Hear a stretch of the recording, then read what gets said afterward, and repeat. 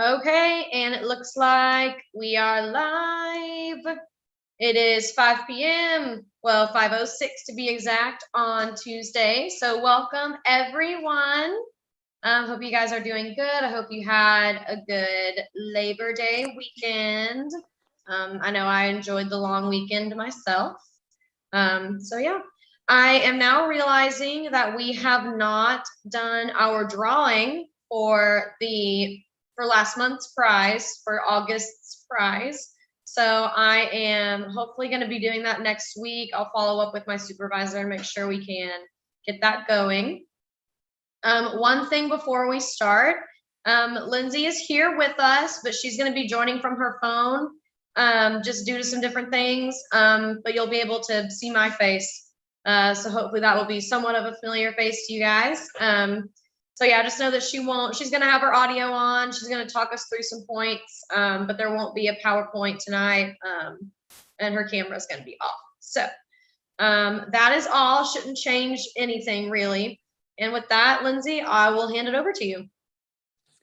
Thanks, Casey. And thank you everybody for being patient with me. My computer crashed a couple of hours ago and I tried to bring it back to life. And around 4 o'clock, I was like, it's not going to happen. So we did a pivot, right? So when things go crazy, you still have to make it work, as you guys know. So we're making it work tonight. So thank you for your patience. Thank you for your grace. And with that, we are talking about personal boundaries tonight. And so I have a presentation for this, but obviously I'm not going to show it, but you'll be able to have a copy of it later. So tonight we're going to be talking about personal boundaries. This was a topic that was requested a few weeks ago, so we finally got to it on the list. And we're not going to just talk about like during a conversation, and we're not just going to talk about physical boundaries. There's a lot of different types of personal boundaries, and sometimes we invade someone's boundaries and sometimes other people invade our boundaries. And just like we talked about last week, there's a way to be assertive without being rude. And a time that is really appropriate to do that is when someone is crossing your personal boundaries, and they might not know it, right? Like we cross people's boundaries all the time and we're not even aware. And so it's totally fine to speak up when it happens, because how else will they learn? And how else will they respect your boundaries, right? So the number one rule of boundaries is self-love and self-respect. And the second rule is you're going to be assertive and still kind. Okay. All right. So like I said, there's many types of personal boundaries. We're going to start with the physical boundaries. Physical boundaries are the most obvious because someone is either like getting into your space or they're touching you, but there's also types of physical boundaries, right? So there's the touching. Then there's someone getting into like your personal space or your personal bubble. And then they're getting into like, kind of like your area. Oh, and there's also like physical needs. So sometimes people, they don't have regard for how sleep deprived you are, or that like you're hangry because it's 3 o'clock and you haven't eaten all day. And now they're wanting you to like help them with something or go out. And you're like, I just want to eat. So there's times when people invade our personal physical boundaries through our physical needs. So if someone is touching you and you don't like being touched, and by the way, we all struggle with boundaries. Even people that are super successful, super confident, we all struggle to speak up because we don't want to come off as rude. And generally speaking, we want people to like us. And so I think a lot of times people don't say anything because they don't want to rock the boat or come across as mean or rude or whatever. So we just kind of take it. Don't take it. Don't take it. Especially if someone is touching you and you don't like it. Sometimes people will pick up on the physical cues, like you might like pull away, you might take a step back or whatever. And sometimes they don't get it. And this could be someone that you're in a relationship with. This could be a friend. It could be a total stranger. You could be a pregnant woman and there's people touching your belly and you don't want people touching your belly. So these are ways that you can be assertive and also respect your boundaries. So if you don't like someone touching you and they go in for a hug, you could say something like, I appreciate the sentiment, but I'm really not a hugger. You can just let them know, I'm not a hugger. You don't really have to give an explanation, and that cues to them like, hey, don't expect hugs from me. I'm not going to give you a hug. Don't come in here not hugging anybody. And they might, instead of hugging, they might, I don't know, run their fingers through your hair. They might touch your shoulder. You might have someone lean over you at a table or a desk and they're brushing up against you. You could say something like, could you not touch my arm like that? Or please don't touch my shoulders. It makes me uncomfortable. I'm not comfortable with that. You just say, can you please not touch me like that? Can you please not touch my arm? Can you please, not brush up against me? I'm not comfortable with it. And it might feel a little awkward. It might feel a little awkward, but I promise you that little moment of being awkward is way better than you just like taking it, right? And then there's like your bubble. There's your own like space. So maybe they're coming up into like your personal space. You can like literally feel them breathing on you. They're leaning over, trying to look at your phone. You're in the grocery store and someone's like reaching over you to get vegetables or fruit or whatever. Anyway, they're coming in your space. You don't like it. You want your own space. So you could say the same thing. Could you give me some space? Could you not sit so close to me? Could you not lean in like that? I don't like it. It makes me uncomfortable. So you're not being rude. You're not being mean. You're just like letting people know like, hey, I don't really like that. Please don't do it. And then they could come into your room. So if you have roommates, some of us have roommates, and someone keeps coming into your room or barging into your room, just say, my room is my private space. Please don't come in without asking first. Just let people know that there's a boundary there. Like, this is my personal space, it's my private space. You want to come in here, you need to ask. All right. And then there's, like you said, the physical boundaries of your physical needs.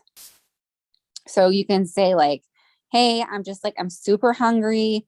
I'm going to grab a bite to eat before we hang out, or I'm going to grab a bite to eat before we go out. And you're just letting them know that like, you need to eat something before you go and do whatever. Like, you're still willing to go do that thing, but you need to feed yourself first. Or if you're feeling really tired or you're feeling kind of sick, you can say like, thanks for including me. I'm actually really tired. Can I come with you guys next time? So you're just saying like, thank you. I appreciate the invite. Thank you for including me. I'm not going to go out. I'm just not feeling well. I'm actually tired. And then I'll let them know you're still interested. Hey, just like, let me know when you go out next time and I'll come. So those are just some simple things that you can say if you want someone to respect your physical boundaries. Now, there's emotional boundaries. And even with your friends, people can intrude on your emotional boundaries. And those typically happen with communication and how you're feeling. So one boundary is that you don't let other people insult you. You don't let other people make you feel bad about yourself. You can let people know like, this isn't a great time for me to talk. Or you can let them know, hey, I don't like it when I share things with you and then you criticize me or you make me feel judged.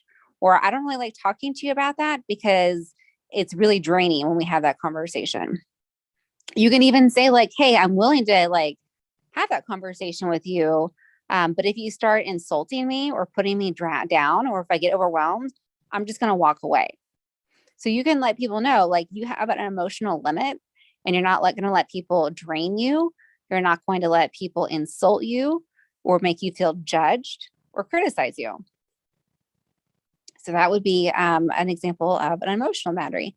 Now, if you wanted to check in with someone and you're worried about like, oh no, I don't want this to like drain them or whatever, you could say like, hey, my day was the worst.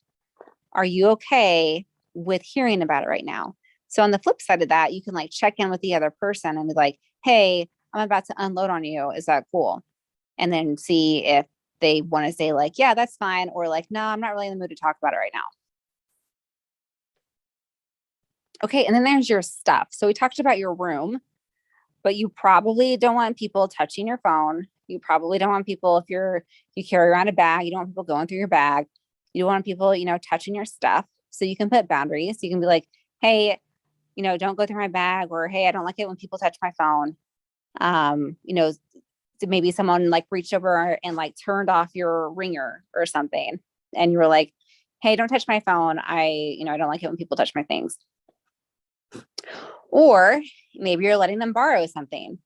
So you can say, yeah, I'll let you borrow my boots, but I need them back by Friday. So you can say, yes, I'll let you use my stuff or borrow my stuff, but I need it back by this day.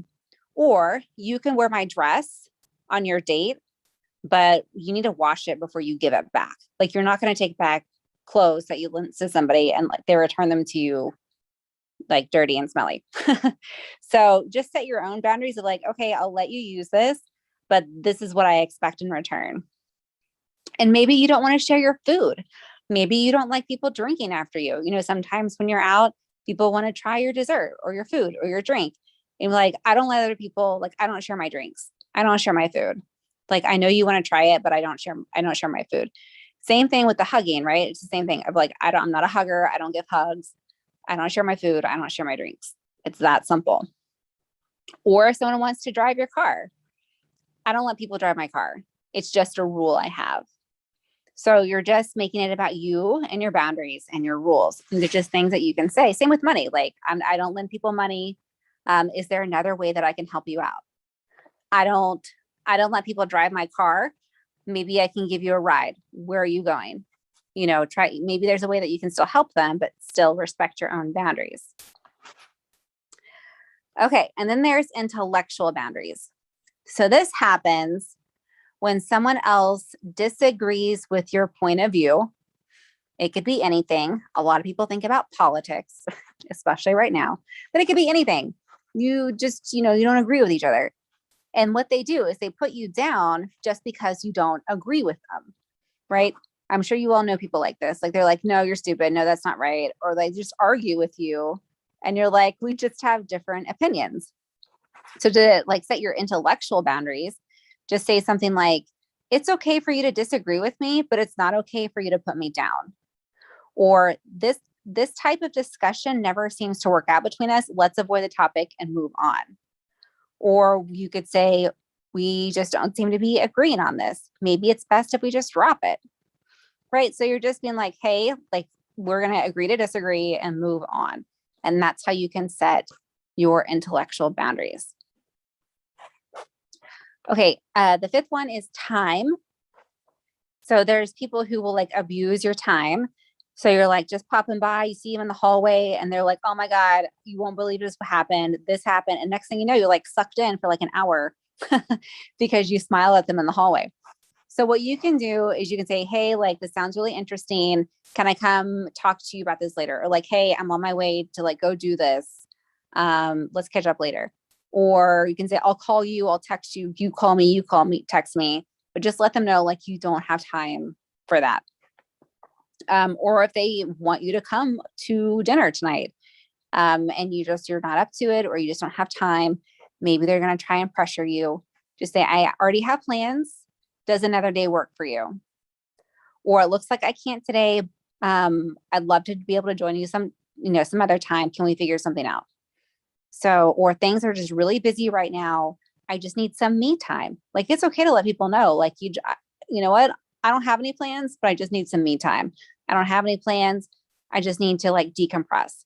And even when you're in a relationship, it's totally fine if you need a night kind of by yourself, away from your partner or away from your friends, just to be like, I just need like one night a week to be alone and decompress. Like, I love being with you. I love spending time with you as my friend, as my partner, whatever, but I just need like one night to myself or whatever it is. Like, it's totally okay for you to set those time boundaries. Okay. So that pretty much covers personal boundaries at a very high level. Casey, do you have anything that you would add to that? I don't. I learned a lot from that. Emotional boundaries, intellectual boundaries. This is good stuff. And I love that you touched on kind of getting permission when it comes to people unloading things on you, maybe something personal. I was kind of smiling along because there are a lot of those things that I implement on a daily basis just with my friends and my colleagues and the youth that I work with. A really helpful thing that I learned probably just recently is that boundaries are good and helpful things, and they're very normal to have in relationships. I kind of grew up in an environment where having boundaries was not normal, that having boundaries was bad because it was selfish. But I've learned what life is like when you don't have boundaries at all. And that's not very good. It's not healthy for you, and it's not healthy for others as well. So I think this is a really cool topic. I don't see any action in the chat. Well, there's Regina. Looks like she just joined. Hey, Regina. But this is a really good, I think this is a good resource for a lot of our youth and for the staff as well, because we all have to be implementing those boundaries. And it is good to have them. It's not a bad thing. That's something I kind of had to unlearn. So I wouldn't add anything to that. There are more boundaries than I thought. And I think that's a good thing. So that is all that I've got. Regina, I know that you just joined, but we're talking about boundaries. Actually, unbeknownst to both me and Regina, we were having a conversation this morning that was about her having boundaries when it came to an individual in her life. So I know that Regina knows about boundaries and is, I think, doing a good job of implementing those. So I'm impressed with her for that. But yeah, I would not add anything else, Lindsay. Anything before we close up? No, and I think it goes both ways. I don't know that I would add to any of it, but also, we put this in the context of like you setting your own boundaries, but also being mindful that like your boundaries are not going to be the same as everyone else in your life, even those that are very close to you. And so I think that's like the beauty of relationships is that you can like respect and love each other for kind of where they are and where they're at. And so like, even if you're like a really big hugger, because that's how you were raised, your best friend or your partner just might not be into physical touch for like whatever reason. And, it's important that you guys talk about that so you can come up with like a happy medium or something, an understanding. And that's true for all boundaries. It's just physical boundaries seem to get crossed a lot. Yeah, and it's such a good thing to realize that the boundaries that people make for themselves, like it's not your problem. Because I remember growing up, I had some people that set boundaries with me at a time where growing up, I did not think boundaries were a good thing. And so I kind of like thought that there was something wrong with me and that's why they had boundaries, but it's really not. It's about your personal preferences. So it's good to not take offense or to start thinking something negative about a person who does implement boundaries with you. It's about them and what's good for them. It very often has little times has something to do with you personally. Sometimes that can be the case. But it's good to respect boundaries and realize if that person is doing it for them, it's not an attack on you. So totally a helpful thing to remember. I don't know if that's a shared feeling, but that's kind of how it is for me. So boundaries are good. Boundaries are good. And I've understood. Yeah. And and things, when you start talking, I'm like, it's one boundary that I have that I didn't even like really think about when I was putting together this presentation is noise. So I'm like super sensitive to noise. In that I was an only child. I'm a quiet kid. I like quiet. So when there's like a lot of like loud noises or people, talking over each other, or, just whatever, it irritates me. Like when someone talks at like a really high volume, it irritates me. And so my boundaries is that if I've been around a lot of noise, then I just need like at least 15 minutes of silence. And sometimes that might be like driving to the grocery store and I'm just like, I just need quiet like for the next 15 minutes so I can be a kind human. Yeah. That's good. That's good. I've had to share with my colleagues, if you see me at this location at this time on this day. Just know that that's me taking my breather, and I'm going to try to get my head back where it needs to be. And then you can talk to me when I'm done with that. So they know. And I think that's a really healthy working environment, is when people know what you need to do to get your head right, and you respect it. They respect you when you need to do it, and you respect them when they need to have that time to themselves. I think that's important. I think that's really good. Yeah. Good talk. I like that. Yes, good talk. I love this subject. I wish so badly we could be in person. I know if we were in person, we would have more attendance and we'd have a lot more questions. But we're in, it is what it is right now. So well, one day it'll be different, but these are important topics. I'm definitely going to be referring back to this, because I see so many people that like, oh, if you had some boundaries, this would be maybe not so stressful for you and healthier for you. So I'm definitely going to be referring back to this for sure. Awesome. I don't see any questions. Oh, go ahead, Miss Lindsay. I don't know if we're going to have any more social skill topics unless you guys can think of some. I'll go back and double check the list, but we might have reached the limit, or we might only have like 1 or 2 left. But I'm thinking about, and I want ideas from you guys, but I'm thinking about maybe moving into like a food series, maybe not necessarily like food and nutrition, although we can certainly cover that, but even like some like basic like cooking skills, like different cooking methods and stuff like that. I'd love to do this in person. I've been to that kitchen. It looks like a great space to do it. I know we can't yet, but that's my goal for future, is to do cooking classes in that kitchen.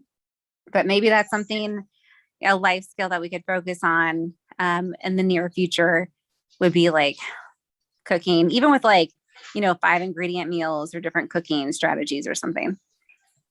Yes, I love that. That's something that our youth recommend time and time again. Super fun. But I think that, and just about maybe basic nutrition and ingredients and food storage and measuring, I think anything related to the topic would be really good. And we had lots of youth who love to cook, and some of them know way more about it than I do. So I definitely think it's also a topic where we can have some people, what's the word I'm looking for? Chime in and help and be able to contribute a little bit. So I think that would be amazing. Those of you that are tuning in, I think it's just Regina, but let me know what you think. I am going to be meeting with a focus group later this week, something that's totally unrelated. But I will ask those youth what they would think about that. See, that's something they'd be interested in. So thank you. Of course, no problem. Well, okay, guys, I think that's going to be it. I hope you guys are staying safe, and next week at 5 p.m. on Tuesday, you know where to find us. We'll be here. All right. Enjoy your night. Talk soon. Thank you, Lindsay. Bye, guys. Thanks.